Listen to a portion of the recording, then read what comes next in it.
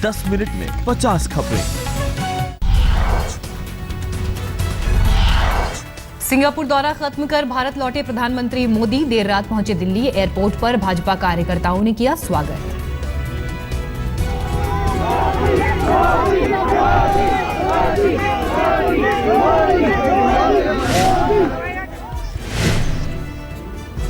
असहनशीलता पर उठते सवालों का मोदी ने सिंगापुर में दिया जवाब। मिलजुल कर रहने की भारतीय परंपरा की दिलाई याद। वसुधैव कुटुंबकम, whole world is one family.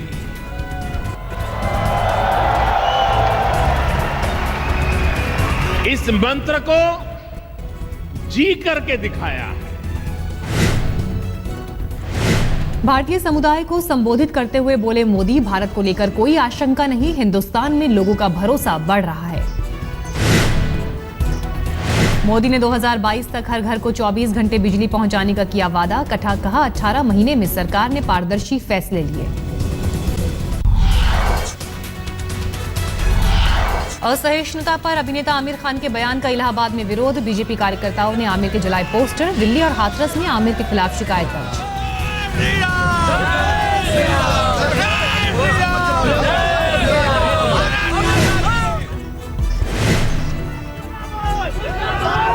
Mumbai में भी आमिर खान के खिलाफ जमकर विरोध प्रदर्शन। हिंदू सेना के कार्यकर्ताओं ने आमिर के घर के बाहर की नारेबाजी। पुलिस ने कुछ लोगों को हिरासत में लिया।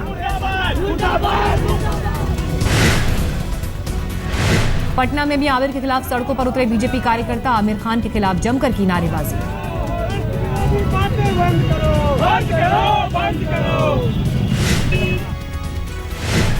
लुधियाना में भी आमिर खान के खिलाफ जमकर विरोध प्रदर्शन। आमिर के बयान को लेकर लोगों में गुस्सा।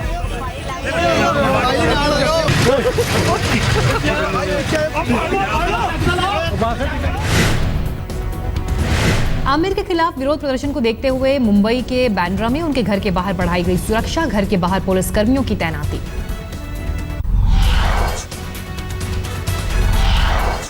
आमिर के बयान का यूपी में उनके पैतृक जिले हरदोई में भी विरोध। लोगों ने कहा आमिर को देश का सम्मान करना चाहिए।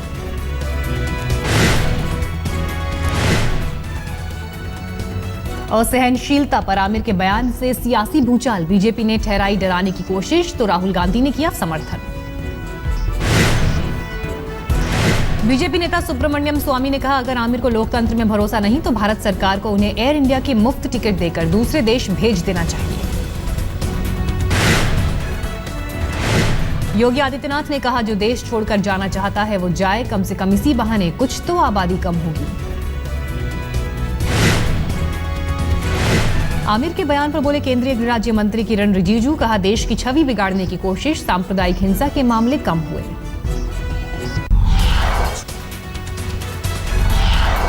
संसद का शीतकालीन सत्र शुरू होने से पहले संसदीय कार्य मंत्री ने आज बुलाई सर्वदलीय बैठक। शाम को लोकसभा अध्यक्ष सुमित्रा महाजन ने भी बुलाई सभी दलों की बैठक। शीतकालीन सत्र में रणनीति तैयार करने के लिए शाम 5 बजे बीजेपी के प्रधानमंत्री निवास पर बैठक। 6 बजे एनडीए के नेताओं की बैठक। कल से शुरू हो रहा है संसद का शीतकालीन सत्र। कई मुद्दों को लेकर सदन में विपक्ष कर सकता है हंगामा। सपा सुप्रीमो मुलायम सिंह यादव की मोदी को चुनौती। कहा 17 अति पिछड़ी जातियों को अनुसूचित जाति में करें शामिल। कांग्रेस उपाध्यक्ष राहुल गांधी आज बेंगलौर के दौरे पर। राहुल माउंट कार्मल कॉलेज भी जाएंगे और वहां छात्रों से करेंगे मुलाकात।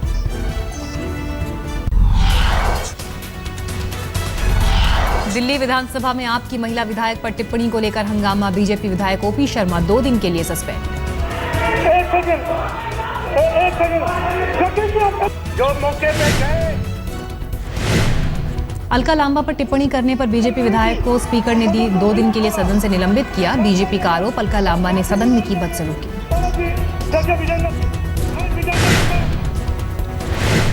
आम आदमी पार्टी की 6 महिला विधायकों ने की मांग। ओपी शर्मा को पूरे सत्र के लिए सदन से निलंबित करना चाहिए।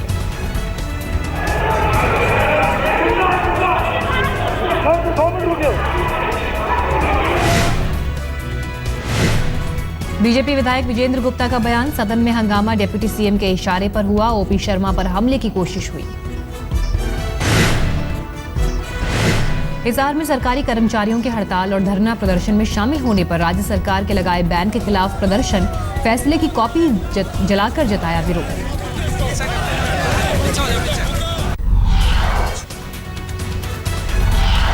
मेरठ में सोशल नेटवर्किंग साइट के जरिए छात्राओं से दोस्ती कर उनके साथ गलत काम करने वाले गैंग का पर्दाफाश, मामले में 3 आरोपी गिरफ्तार। मेरठ में शादी समारोह में गैस लीक होने से हादसा, 1 दर्जन से ज्यादा लोग झुलसे। नोएडा के सेक्टर 120 में हार्ट अटैक से पति की मौत के बाद सदमे में आई पत्नी ने की खुदकुशी, अपने फ्लैट से कूदकर जान दी।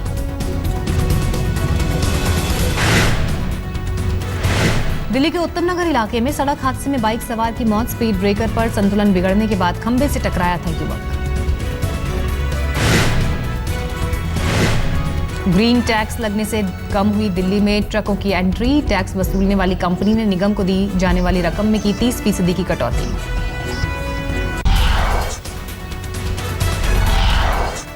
सूत्रों के मुताबिक शीना मर्डर केस की जांच में सहयोग नहीं कर रहे Peter Mukherjee, Sheena murder case में हो सकता है पीटर का लाई डिटेक्टर टेस्ट। शीना के भाई मिखाइल बोरा ने कहा, जांच में सहयोग के लिए तैयार, जरूरत हुई तो मुंबई भी जाऊंगा। दिल्ली में बीमा के नाम पर बोनस दिलाने का झांसा देकर ठगने वाले गिरोह का पर्दाफाश, पुलिस ने 2 लोगों को गिरफ्तार किया।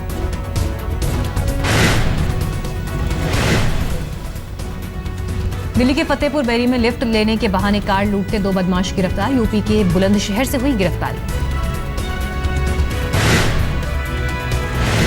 दिल्ली में कश्मीरी गेट के पास मारुति वैन में लगी भीषण आग, गाड़ी में सवार लोग समय रहते सुरक्षित बाहर निकले।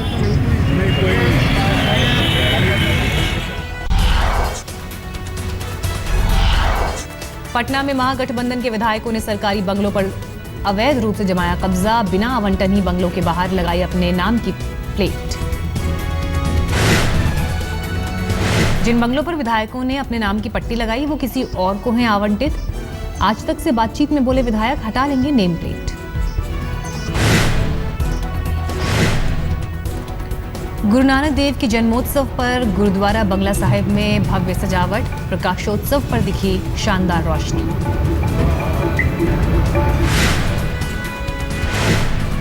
राजस्थान के झालावाड़ में कार्तिक पूर्णिमा पर किया गया दीपदान मेले का आयोजन, चंद्रभागा नदी पर दीपदान से दिखा शानदार नजारा। कार्तिक पूर्णिमा पर अमरोहा के तिगरी में गंगा घाट के किनारे उमड़ी भक्तों की भीड़, पितरों की शांति के लिए लोगों ने किया दीपदान।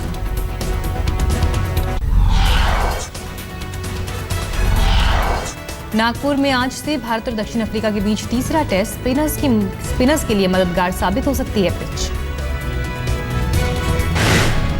टीम इंडिया के कप्तान विराट कोहली ने मैच से पहले गेंदबाजों पर जताया भरोसा, कहा भारत के पास 3 खतरनाक स्पिनर।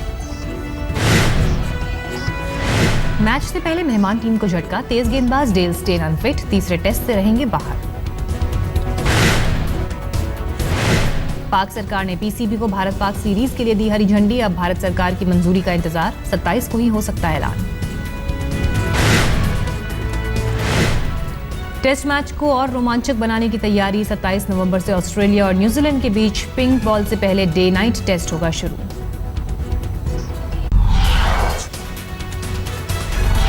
रूसी लड़ाकू विमान को टर्की ने मार गिराया, टर्की का दावा उसके हवाई क्षेत्र में था रूसी विमान, हमले में एक रूसी पायलट की मौत जबकि दूसरा बताया जा रहा है लापता।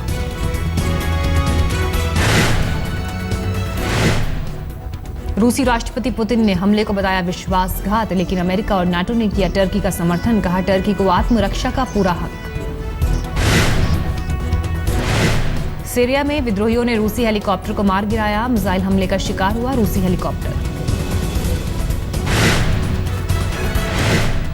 पेरिस हमले के बाद अमेरिका दौरे पर फ्रांसीसी राष्ट्रपति ओलैंड ओबामा के साथ संयुक्त प्रेस कॉन्फ्रेंस को संबोधित किया। ट्यूनीशिया में सेना की बस पर बम से हमले में 11 सैनिकों की मौत, हमले के बाद ट्यूनीशिया में 30 दिन का आपातकाल का ऐलान।